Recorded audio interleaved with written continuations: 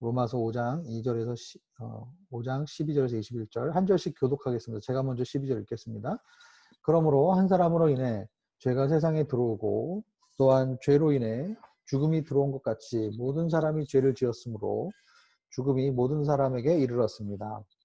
율법이 있기도 전에 죄가 세상에 있었으나 율법이 없을 때는 죄가 죄로 여겨지지 않았습니다. 그러나 아담 시대부터 모세 시대에 이르기까지 아담의 범죄와 같은 죄를 짓지 않은 사람들에게까지 죽음이 왕노릇했습니다. 아담은 오실 분의 모형입니다. 그러나 하나님이 그리스도를 통해 주시는 은사는 아담의 범죄와 같지 않습니다. 한 사람의 범죄로 인해 많은 사람이 죽었으나 한 사람과 한 사람 예수 그리스도의 은혜로 인해 주어지는 선물은 더욱 많은 사람에게 넘쳤습니다. 또한 이 선물은 범죄한 한 사람으로 인해 생긴 결과와 같지 않습니다. 심판은 한 사람으로 인해 정죄에 이르렀으나 하나님이 그리스도를 통해 주시는 은사는 많은 범죄로 인해 의롭다 하심에 이르게 됩니다. 한 사람의 범죄로 인해 죽음이 바로 그 한 사람을 통해 왕노릇했다면 은혜와 의의 선물을 넘치도록 받는 사람들은 한 분 예수 그리스도로 인해 생명 안에서 왕노릇할 것입니다. 그러므로 한 사람의 범죄로 인해 모든 사람이 정죄에 이른 것처럼 한 분의 의로운 행동으로 인해 모든 사람이 의롭다는 인정을 받아 생명에 이르렀습니다. 한 사람의 불순종으로 인해 많은 사람이 죄인이 된 것처럼 한 분의 순종으로 인해 많은 사람이 의인이 될 것입니다. 율법은 범죄를 더하게 하려고 들어왔습니다. 그러나 죄가 더한 곳에 은혜가 더욱 넘쳤습니다. 함께 읽겠습니다. 이것은 죄가 죽음 안에서 왕노릇한 것처럼 은혜도 의로 인해 왕노릇해 예수 그리스도 우리 주로 인해 영생을 이르게 하려는 것입니다. 아멘. 네, 우리가 지난 시간에 지난 한 주간 하용조 목사님의 이제 구주기 이제를 기념하기 구주기를 추모하기 위해서 저희들이 이제 십자가와 복음에 대한 주제를 가지고 설교를 듣는 그런 시간을 가졌습니다. 굉장히 저도 이제 많은 것을 배우고 다시 한번 새롭게 되는 그런 시간이었는데 죄를 너무나 단순하게 여기고 쉽게 생각하면 안 된다라는 것을 새삼 다시 한번 확인하는 그런 시간이었습니다. 죄와의 싸움이, 죄와의 투쟁이 결코 만만한 것이 아니다. 네. 우리가 죄를 짓는 것은 아담이 선악과를 이렇게 한번 이렇게 따먹은 것으로 시작했지만 이러한 행동들이 결국 이 죄악이 엄청난 파급 효과를 우리 삶 속에서 가져온다. 그래서 죄의 결과도 있고 죄의 영향력도 있고 죄의 흔적도 남고 또 죄의 파편들이 계속 우리 가운데 남아있다라는 것을 우리가 말씀을 통해서 확인을 했습니다. 다윗이 밧세바와 동침해서 이제 아이를 잉태하지 않았습니까? 임신을 하지 않았습니까? 그리고 밧세바의 남편이었던 우리아도 전쟁터 가장 최전선에 앞에 보내서 우리아도 죽게 만들었죠. 그래서 이제 나단 선지자의 그 정죄를 받고 또 하나님에게 죄를 졌다는 것을 다윗은 깨닫고 다윗은 눈물 흘리면서 옷을 찢으면서 금식하며 회개했습니다. 그 와중에 이제 만들어진 시편이 시편 51편 아니겠습니까? 시편 51편을 보면 얼마나 다윗이 하나님 앞에 철저하게 자신의 죄를 뉘우치고 하나님의 은혜와 긍휼을 구하면서 기도했던 그 다윗의 모습을 우리는 보게 됩니다. 하나님은 그런 다윗의 죄를 용서해 주셨습니다. 다윗 하나님께서는 우리가 정말 회개하고 진심으로 뉘우치고 주님께 정말 회개할 때 주님은 우리를 용서해 주시고 또 우리의 죄를 사해 주십니다. 그러나 죄악의 결과와 영향력들은 계속 다윗에게 남게 되었죠. 결국은 밧세바와 동침했던 그 아이는 이제 죽었습니다. 그리고 그 죄악의 영향력들이 다윗의 평생 사실은 그 이후에 이제 다윗을 따라다녔던 것을 보게 됩니다. 그만큼 한 사람의 죄가 얼마나 무섭고 큰 영향력들을 우리 가운데 끼치는지를 우리는 이제 확인할 수가 있는 것입니다. 저희는 지금 이제 로마서 말씀을 계속 묵상하고 있는데, 로마서 말씀에 보면은 로마서 1장에는 이제 로마서 전체 내용에 대해서 어떻게 보면 이제 개괄하는 그런 역할이라면, 로마서 1장 후반절부터 3장까지는 이제 부도덕한 사람, 도덕적인 사람, 종교적인 사람, 그리고 또 유대인 같은 모든 자들이 죄를 범하였기 때문에 결국은 하나님의 진노 아래 있다라는 것을 이제 설명하고 있어요. 로마서 3장 23절에 보면 모든 사람이 죄를 범하였으며 하나님의 영광에 이르지 못했다라고 결론을 짓고 있습니다.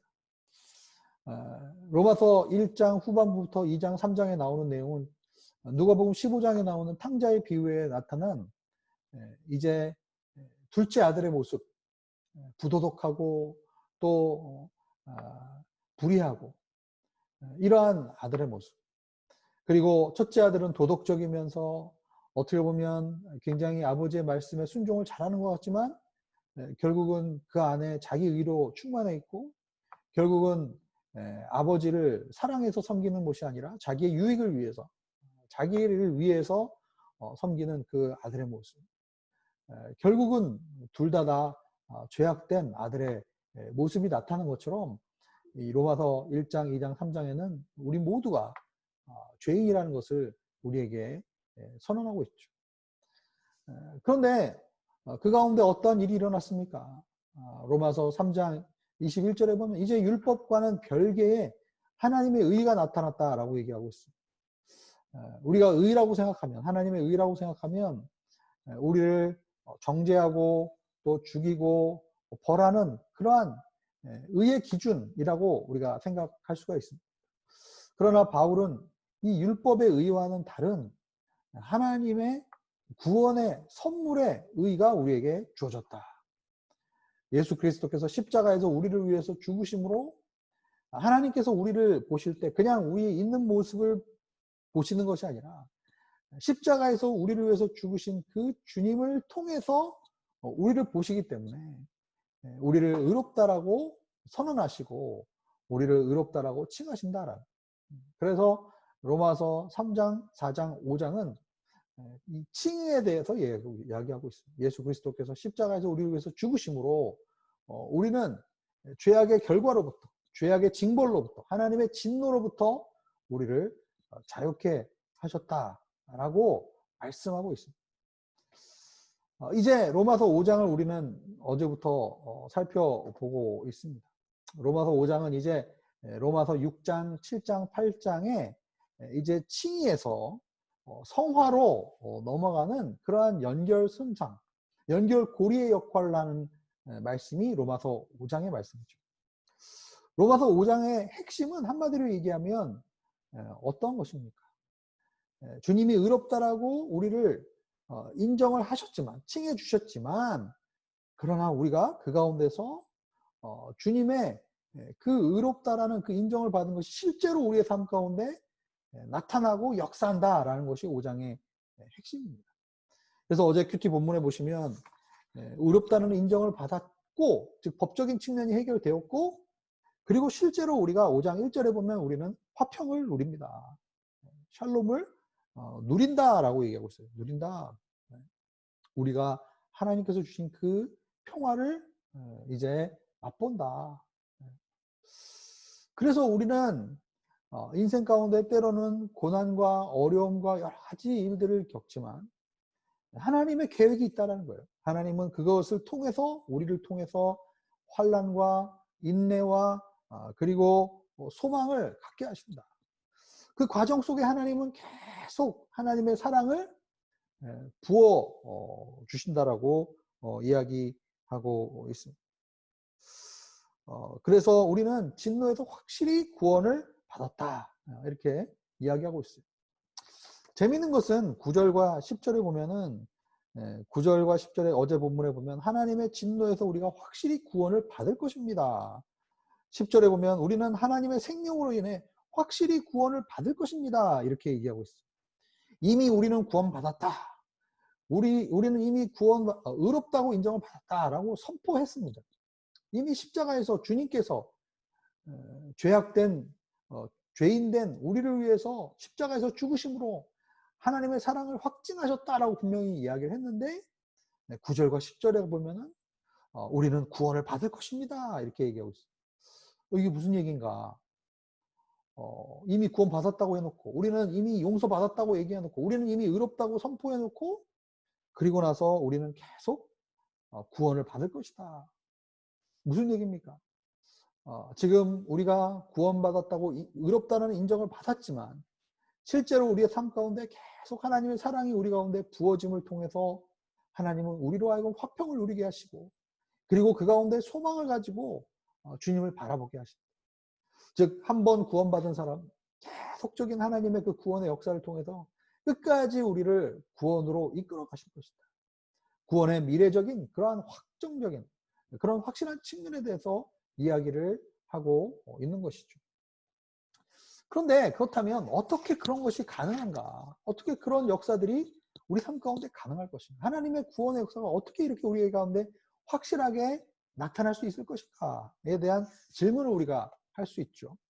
그래서 오늘 5장 12절에서 21절의 말씀을 보면은 하나님의 그 생명, 하나님의 그 구원의 그 역사가 얼마나 대단한 것인지를 우리에게 오늘 설명해 주고 있습니다. 오늘 본문 로마서 5장 12절의 말씀을 다시 한번 제가 여러분께 읽어 드리도록 하겠습니다.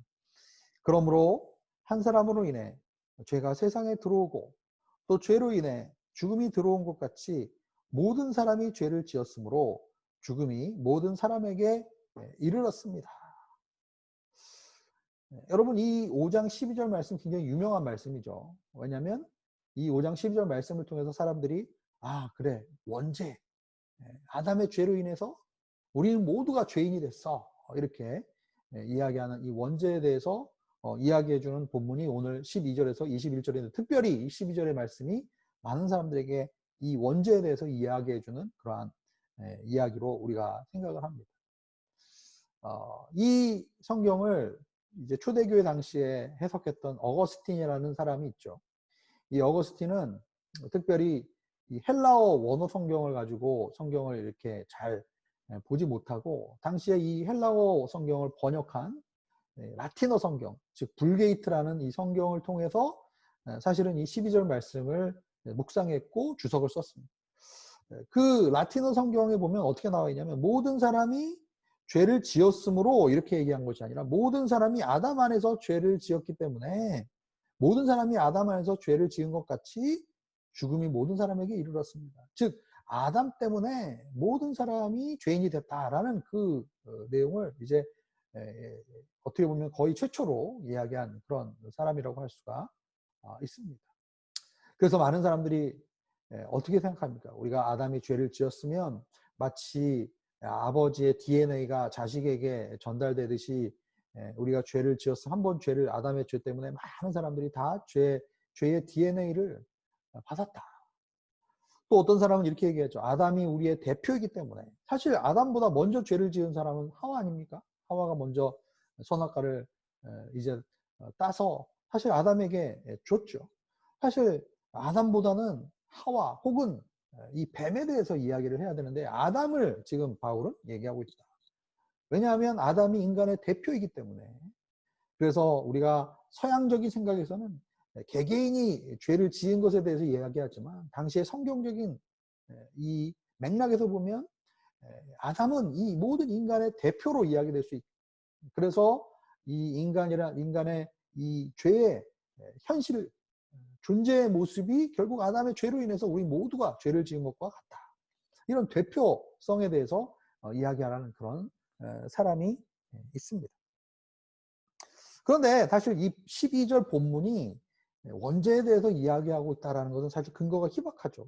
왜냐하면 이제 원어를 우리가 번역해 보면 모든 사람이 죄를 지었기 때문에 그렇죠? 죄를 지었기 때문에 죽음이 모든 사람에게 이르렀다.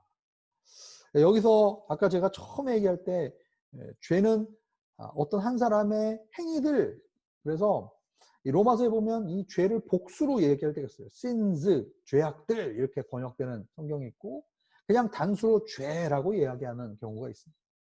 근데 이 단수로 죄라고 할 때는 그냥 개별적인 행위가 아니라 그 죄악이 마치 의인화가 되고 인격화가 되고 그리고 세력화가 돼서 우리를 이제 우리가 노예가 되게 하고 죄악이 왕노릇하는 그러한 모습으로 이야기할 때 죄가 단수로 표현된다라는 것이죠. 그렇기 때문에 아담의 그 죄로 인해서 죄가 이 세상에 들어왔습니다. 그리고 그 죄는 우리를 이제 죄악 가운데 죄를 짓게 하는 어떻게 보면 끈끈이와 같이 어떻게 보면 막 우리를 끌어들이는 그러한 어떤 자석과 같이 우리를 죄를 짓게 만들고 그리고 죄가 이 세상에 일단 들어왔기 때문에 그 죄를 통해서 마치 물이 깨끗한 물에 잉크가 한 방울 탁 떨어지면 그 깨끗한 물이 점점 다 시커멓게 변하는 것처럼 결국은 죄가 이 세상에 들어오면 이제 그 죄로 인해서 그 죄의 결과인 사망이 또한 우리 가운데 들어오게 됐다는 거예요. 그러면서 바울은 모든 사람이 죄를 지었기 때문에 죽음도 이 세상에 이르게 되었다. 그러니까 아담의 죄의 영향력에 대해서 분명히 12절은 이야기하고 있지만 또 동일하게 한편으로는 모든 사람이 또한 죄를 범하였기 때문에 모든 사람에게 죄가 이르렀다. 즉 아담의 죄로 인해서 죄성이 우리 세상 가운데 들어왔다. 우리가 죄인이기 때문에 죄를 범하는 것이죠. 그런데 결국은 그 죄가 이 세상에 들어왔을 때 모든 사람이 죄를 또한 범했기 때문에 결국은 그것에 대한 심판의 결과로 죽음이 또한 이 세상에 이르렀다. 사실 이 원죄에 대해서 얘기하자면 끝이 없습니다. 그런데 어쨌든 17절에 보면은 아담 한 사람의 범죄로 인해 죽음이 바로 그 한 사람을 통해 왕노릇했다면 은혜와 의의 선물을 넘치도록 받는 사람들은 한 분 예수 그리스도로 인해 생명 안에서 왕노릇할 것입니다. 결국은 오늘 본문의 핵심은 뭡니까? 아담이 첫 번째 아담인, 그죠? 이 아담이 지은 이 죄의 영향력보다 둘째 아담이신 예수 그리스도께서 이 땅에 가져오신 은혜와 구원과 생명의 역사가 더 많은 사람에게 넘치고 그리고 그 결정적으로 많은 사람들을 죄악에 빠지게 하고 죽음에 빠지게 했던 그 죄 그 자체를 주님께서 해결하셨고 죄와 사망과 그리고 사단의 권세의 문제를 주님께서 십자가에서 해결하셨기 때문에 그래서 죄보다 사망보다 하나님의 은혜와 하나님의 생명과 하나님의 생명의 다스리심의 역사가 더 강하다. 더 많은 사람들에게 결과를 미칠 수 있다. 단 17절에 보면 은혜와 의의 선물을 넘치도록 받는 사람들, 그죠? 무조건 그냥 모든 생명이 아담이 죄를 지었다고 해서 무조건 모든 사람들에게 죄가 다 이렇게 퍼지지 않는 것처럼 여기 보면 은혜와 의의 선물을 넘치도록 받는 사람들, 결국 예수 그리스도에 인해서 생명 안에서 왕노릇하는 그 일들이 결국 예수 그리스도를 믿고 그분과 인격적인 만남을 가진 사람들에게 생명 안에서 넘칠 것이다. 즉 원죄가 어떤 식으로 이렇게 퍼졌는지에 대해서 이 본문을 설명하고 있는 것이 아니라 이 본문의 핵심은 결국은 이 예수 그리스도의 생명의 역사가 죄와 사망의 역사를 해결했기 때문에 더 많은 사람들에게 생명이 흘러갈 수 있고 은혜가 흘러갈 수 있고 그래서 20절과 21절에 보면 정말 죄가 있는 곳에 은혜가 더 크게 넘친다. 20절에 보면 죽음 안에서 죄가 왕노릇했지만 그러나 예수 그리스도가 그 죄의 문제를 해결했기 때문에 우리가 은혜로 정말 의로 인해서 왕노릇 더 넘치게 우리 가운데 강한 다스림의 역사가 우리 가운데 있다라는 거예요. 결국은 이 5장 12절에서 21절의 말씀을 통해서 우리는 무엇을 확신해야 됩니까? 우리의 하루하루의 삶 가운데 법적으로 그냥 의롭다고 칭한 것만이 해결된 것이 아니라 그것이 실제로 우리의 삶 가운데 이제 경험되어질 수 있고 우리의 삶을 변화시킬 수 있는 그 역사가 실제로 나타날 수 있다는 것을 우리가 믿음으로 선포하고 또한 그것을 실제로 체험해야 된다는 것을 이야기하고 있습니다. 예전에 제가 이 본문을 가지고 금요 예배 때 한번 설교를 한 적이 있죠. 그때 예화를 한번 들어드린 경험이 있습니다. 남북전쟁의 제가 예를 들어드렸어요. 남북전쟁을 하면서 결국은 미국에서 18세기 때 남북전쟁을 했는데 이제 북쪽이 노예 해방을 주장하는 그러한 쪽이었고 남쪽은 이 목화 생산하는 그러한 사람들이 많았기 때문에 남쪽은 노예를 지지했죠. 그래서 결국 남북전쟁이 미국에서 일어났고 결국 북군이 남군을 이겼습니다. 그리고 링컨 대통령이 노예 해방을 선포했죠. 선언했어요. 그래서 미국에서는 더 이상 노예가 이제 노예를 할 수가 없었어요. 그러나 나중에 역사의 기록을 보면 남쪽 지역에서는 남북전쟁이 끝난 뒤에도 수년이 지난 이후에도 아직도 자신이 노예로 살아가야 되는 줄 알고 그냥 노예로 살아가는 사람들이 있었다는 거예요. 이미 법적으로 해결이 다 됐고 사실은 그 노예 농장에서 나는 이제 나오겠습니다 하고 그냥 나와버리면 그 노예 주인이 예전처럼 법적으로 그 사람을 잡을 수 있는 게 없기 때문에 결국은 이제 거기서 노예로 더 이상 일을 하지 않고 자유민으로 신분으로 나올 수 있음에도 불구하고 계속 주인을 두려워하고 무서워하고 그러면서 예전처럼 노예로 똑같이 사는 사람들이 있었다는 거죠. 그들에게 필요한 건 뭡니까? 이젠 더 이상 노예가 아니다라는 것을 그들에게 선포할 필요가 있고 그들도 본인들에게 그 구원의 길이 열렸기 때문에 더 이상 그 노예 주인이 그들을 붙잡을 수 있는 근거도 없고 그들이 실제로 거기서 걸어 나온다고 해서 그들이 벌을 받거나 누구나 그것을 때리거나 그렇게 할 수가 없다라는 것을 그들은 모르고 있어요. 계속 그래서 두려움 가운데 노예 상태로 살고 있었던 사람들의 이야기를 우리는 얘기하고 있어요. 결국 이제 성화의 과정으로 들어갑니다. 성화라는 것은 예수 그리스도께서 우리를 의롭다 하신 이 법적인 측면이 이 법적인 측면에서 그만 끝이는 것이 아니라 실제 우리의 삶 속에서 구원의 능력이 나타나고 그 구원의 능력이 우리 삶을 변화시키고 그리고 우리가 소망 가운데 정말 우리가 온전히 예수 그리스도와 함께 이제 나중에 그 구원을 온전히 이루는 그런 하나님의 사람들로 우리가 변화될 것이라는 그 놀라운 소망 그 소망 가운데 살아가는 우리 가운데 하나님의 사랑이 계속 우리의 마음 가운데 부어짐을 통해서 우리가 정말 환난 속에서 연단받고 연단 가운데 또한 우리의 인격이 변화되고 그 가운데 우리의 소망을 우리가 바라보는 그러한 사람으로 우리가 계속 구원의 길로 우리가 걸어갈 수 있다는 것을 우리에게 로마서 5장의 말씀은 말씀해주고 있습니다. 이 시간에 우리가 함께 기도하면서 주님께 나아가도록 하겠습니다.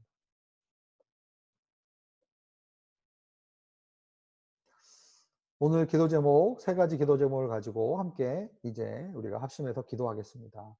나에게 주신 구원이 값없이 주어진 것이 아니라 정말 엄청난 대가를 치르면서 우리에게 주어진 그런 것임을 우리가 깨닫고 생명 안에서 그 구원의 능력을 맛보며 경험하며 그 생명을 전하며 살게 하여 주시옵소서. 우리의 가정 가운데 죄의 결과와 영향력이 퍼지는 것이 아니라 생명의 영향력이 전달되게 하시고 믿지 않는 식구들이 예수님의 생명을 경험하는 일들이 있게 하여 주시옵소서. 요즘에도 계속 대한민국 안에서 자살과 죽음의 그림자가 우리 사회를 덮고 있습니다. 죽음의 그림자가 사라지게 하여 주시고 생명 안에서 왕노릇하는 일들이 일어나게 하여 주시옵소서. 이 시간에 합심하여서 우리가 이 시간에 한 목소리로 통성으로 각자의 자리에서 기도하시겠습니다.